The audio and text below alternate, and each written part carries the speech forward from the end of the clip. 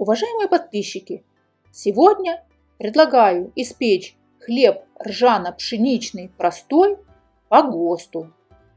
Хлеб ржано-пшеничный простой вырабатывают из смеси муки ржаной обойной и пшеничной обойной в соотношении 60 к 40. Его вырабатывают штучным подовым или формовым массой более 500 грамм. Тесто можно готовить в две стадии: на закваске густой, жидкой без заварки или жидкой с заваркой.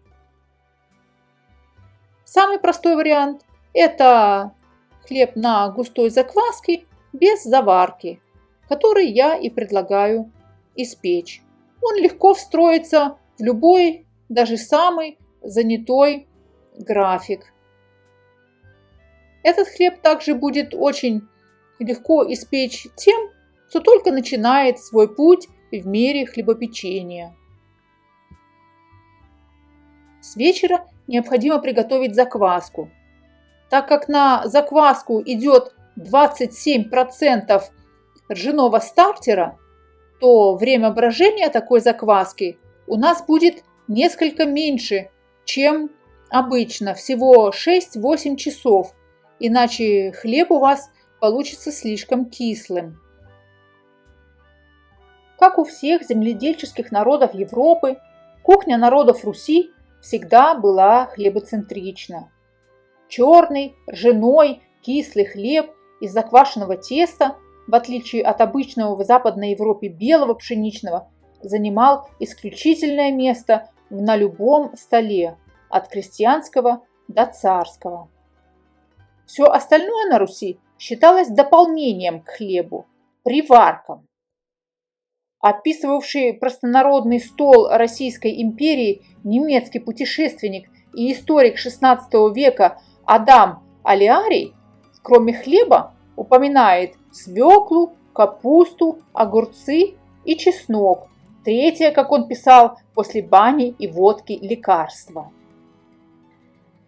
Истории известен интересный факт, волей случая послуживший экспериментом, который наглядно показал, к чему может привести внезапное лишение русского человека черного хлеба.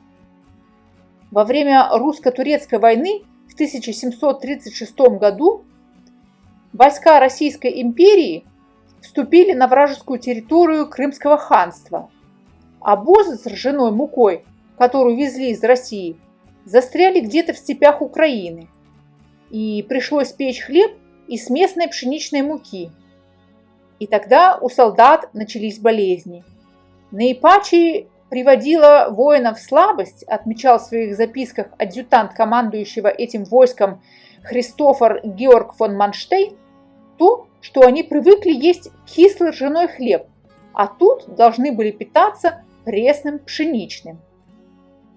Приверженность русских к черному хлебу и, наоборот, трудности, испытываемые другими народами при переходе с привычного для них пресного хлеба на кислый, неоднократно отмечались в художественных источниках. Во время своего путешествия на Кавказ Пушкин заметил, что пленные турки, строившие военно-грузинскую дорогу, никак не могли привыкнуть к русскому черному хлебу и поэтому жаловались в целом на пищу, им выдаваемую, хотя она была хорошего качества.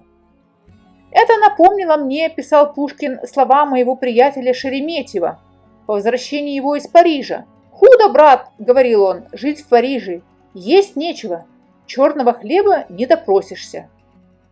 Когда же спустя несколько дней Пушкин сам оказался без черного хлеба, и ему предложили лаваш, он отозвался на это такими резкими строками в своем дневнике. В армянской деревне, выстроенной в горах на берегу речки, вместо обеда съел я проклятый чурек, армянский хлеб, испеченный в виде лепешки пополам с золой, о которой так тужили турецкие пленники в Дарьяльском ущелье. Дорого бы я дал за кусок русского черного хлеба, который был им так противен.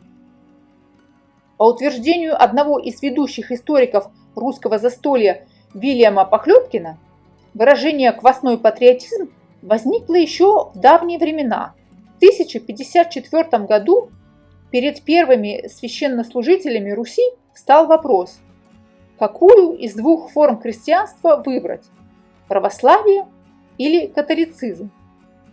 Решено было сразу и безоговорочно – православие. Такой выбор был предопределен по совершенно естественной причине.